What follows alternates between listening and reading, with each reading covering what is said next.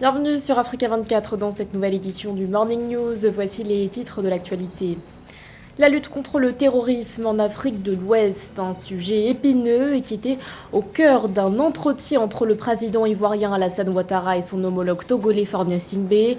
Entretien organisé à Abidjan et durant lequel les deux dirigeants ont réaffirmé leurs engagements en faveur de la paix.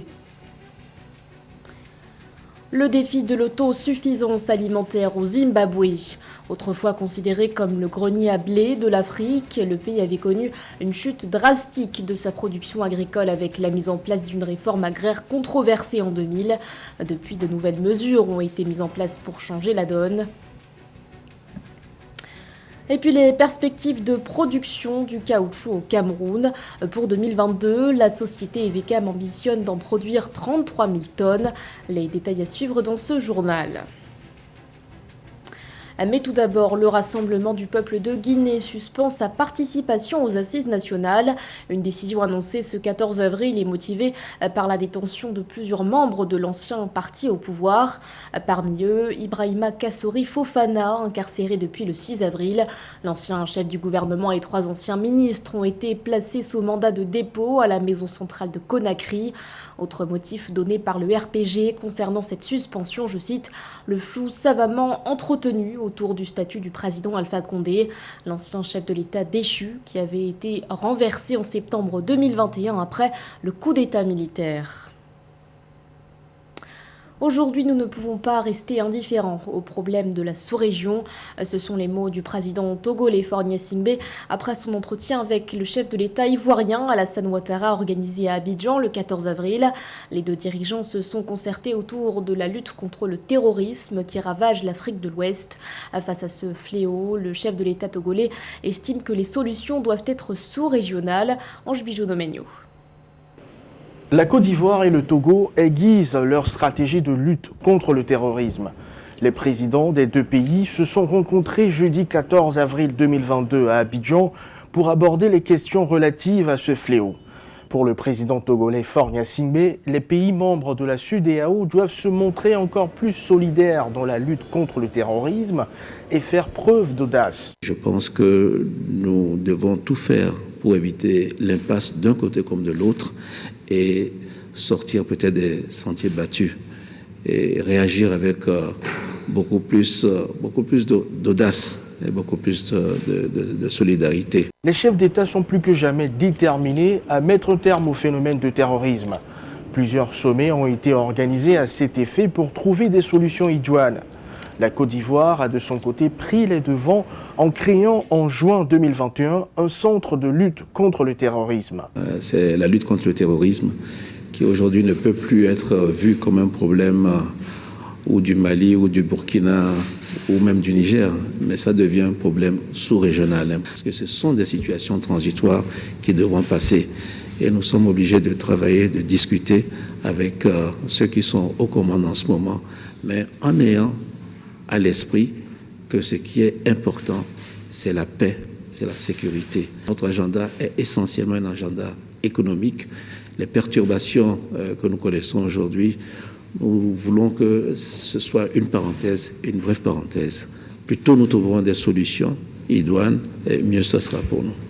En juin 2021, l'Union économique et monétaire ouest-africaine a débloqué 50 milliards de francs CFA pour lutter contre le terrorisme au Burkina Faso, au Niger et au Mali. L'actualité, c'est aussi la réaction du Haut Commissariat des Nations Unies pour les réfugiés après l'accord scellé entre le Royaume-Uni et le Rwanda. Le 14 avril, Londres et Kigali avaient en effet signé un partenariat selon lequel les demandeurs d'asile arrivés illégalement sur le territoire britannique seront envoyés au Rwanda. Un accord controversé qui résulte de plusieurs mois de négociations entre les deux États. Ce jeudi, le HCR s'est dit fermement opposé et préoccupé par cet accord. Selon l'agence onusienne, je cite, de tels arrangements ne font que détourner les responsabilités en matière d'asile, éludant les obligations internationales et allant à l'encontre de la lettre et de l'esprit de la Convention relative au statut des réfugiés. Le HCR demande donc au Royaume-Uni de renoncer à cet accord. Au cours de ces dernières années, le Zimbabwe a entrepris des efforts pour atteindre l'autosuffisance alimentaire. Les autorités avaient notamment décidé de redistribuer des terres inexploitées après l'échec de la réforme agraire lancée par l'ancien président Robert Mugabe en 2000. Pour concrétiser cet objectif, le pays a notamment pu compter sur sa filière maïs. Les précisions de Mildred Yamou. Au Zimbabwe, l'agriculture demeure un secteur porteur de l'économie. Les principaux produits de consommation alimentaire du pays sont le maïs et les céréales. Fort de ce constat, le gouvernement s'est engagé au cours des dernières années dans la redistribution des terres inexploitées et la modernisation agricole afin de parvenir à l'autosuffisance alimentaire. Le Zimbabwe, jusqu'au moment de son indépendance, était le grenier à blé de l'Afrique et puis de l'Afrique australe surtout, et exportait beaucoup de denrées alimentaires. C'était l'un des plus grands producteurs de maïs. Pour que justement cette redistribution soit efficace et puis qu'il y ait l'autosuffisance alimentaire, il faudra que le gouvernement y mette des moyens financiers et techniques. Aider les populations à avoir les moyens techniques, ça veut dire les tracteurs, tout ce qui s'ensuit, et puis mettre des engrais aussi à leur disposition pour que l'autosuffisance alimentaire zimbabwéenne soit effective.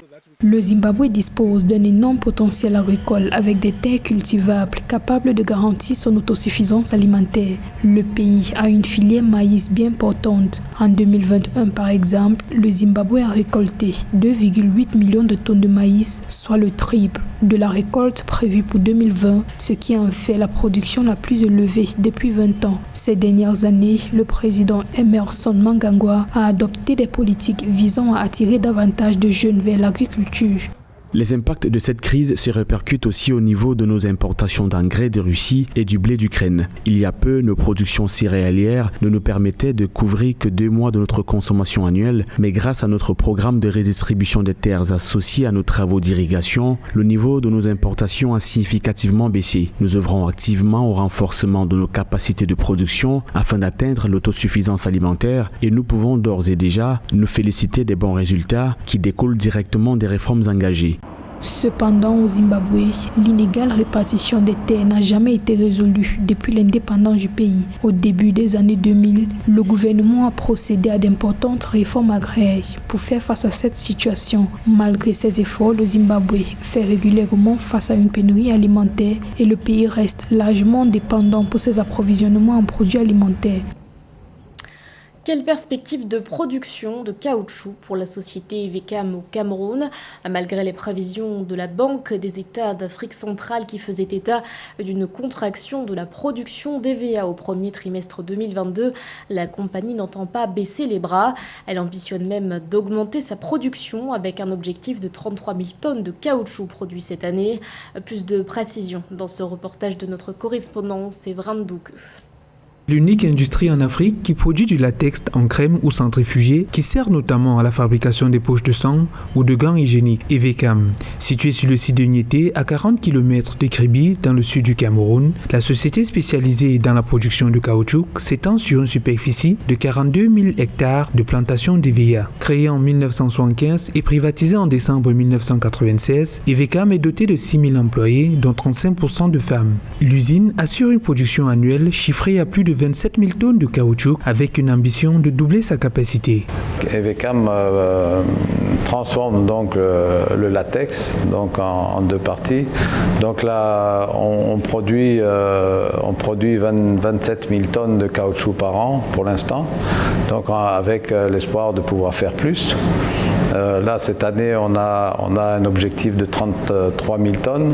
L'autre défi, c'est de pouvoir rendre cette société rentable le plus vite possible, c'est-à-dire de pouvoir gérer les coûts de fonctionnement de la société et en espérant que les cours du caoutchouc remontent rapidement pour arriver à un équilibre. Frappée de plein fouet par la chute des cours sur le marché mondial, l'entreprise a dû procéder à un licenciement massif en juillet 2020. Aujourd'hui, elle diversifie ses sources de production, notamment par la culture villageoise. L'objectif est de satisfaire la demande tout en faisant des bénéfices. On travaille beaucoup avec des petits planteurs, ce qu'on appelle le projet villageois. C'est-à-dire que l'année dernière, en 2021, on a acheté du caoutchouc qui représente plus de 35% de nos entrées de caoutchouc à l'usine. Des perspectives qui se heurtent à la fourniture électrique, véritable nœud pour cette structure dont la masse salariale et la responsabilité sociale s'élèvent à 15 milliards de francs par an. C'est un véritable acteur du vivre ensemble. Dans la localité de Niété au Cameroun, le chef du village, Nemba Julien, est salarié pour la société Evecam. Son rôle, favoriser une cohésion sociale entre les employés et la population. Notre correspondant Séverin Douke est allé à sa rencontre. Evecam au Cameroun. Cette macrostructure, dont la principale activité est la production de caoutchouc, est le reflet de la grande diversité de la société camerounaise, avec ses près de 6 000 employés, de cultures et d'horizons diverses, déployés sur 42 000 hectares. Nemba Julien est le chef de l'un des villages de la société forestière. Le natif de Kalaraï, dans le nord du Cameroun, a la responsabilité de la colonie de travailleurs et de population du village 17. Vivre avec la population ne dépend pas de la race, ça dépend de l'être humain. Je collabore bien avec mes encadreurs. Les ouvriers, ce ne sont pas les esclaves, ce sont nos frères, nos enfants, nos femmes, nos sœurs. Si on parvient à gronder, c'est lui qui a tort, c'est avec raison, même la loi condamne. Au quotidien, il a la charge de s'assurer de la cohésion des rapports entre les ouvriers de son secteur, mais également de trouver des solutions aux problèmes qui peuvent survenir entre ceux-ci avant que la hiérarchie ne le récupère le cas échéant. Tout problème arrive à mon niveau, ensemble avec le deuxième adjoint et certains groupes d'encadreurs. On essaye de résoudre d'abord ce problème. Si ça nous dépasse, on se rapproche de notre assistant. Si ça nous dépasse, on envoie les deux personnes en question voir le service social interne. Un exemple de vie en communauté, comme le promeuvent les politiques pour lutter contre les discriminations par l'acceptation de l'autre comme soi et l'attention. Un mot de sport à présent avec un point sur l'édition 2022 de la Basketball Africa League. Dans le cadre de la conférence du Nil qui se joue au Caire, les Sud-Soudanais du Cobra Sport se sont imposés face aux Congolais d'Espoir Foucache. Score final 108-82. Retour sur cette rencontre avec notre correspondante Nathalie Mo. L'équipe sud-soudanaise du Cobra Sport a remporté son match face à la formation congolaise d'Espoir Foucache le 13 avril 2022 sur un score de 108-82 en troisième match de la phase de groupe de la Basketball Africa League. Une victoire qui conforte Cobra Sport dans ses aspirations de qualification aux séries éliminatoires de la Basketball Africa League en mai 2022 à Kigali au Rwanda. Nous avons affronté les deux équipes les plus capées en début de tournoi. Nous avons perdu nos deux premiers matchs. Pour cette rencontre, nous étions sous pression et nous avons réellement fait l'effort de garder les joueurs concentrés. C'est pourquoi nous avons joué nettement mieux aujourd'hui et nous avons atteint notre objectif. Très offensif à l'entame du match, les joueurs d'Espoir Foucache marquent le premier panier de la rencontre. Rapidement remontés au score, les Sud-Soudanais ont imposé leur domination dès la 10e minute du match grâce à l'attaquant Mayan Kir, auteur de 24 points et 11 rebonds. On a vu que c'était une équipe qui marque pas à l'extérieur, qui marque pas trop à l'extérieur. Ils avaient une moyenne de 2 à 3 tirs à 3 points à l'extérieur. Mais aujourd'hui, c'était catastrophe. Donc, ils nous ont fait mal au tir extérieur.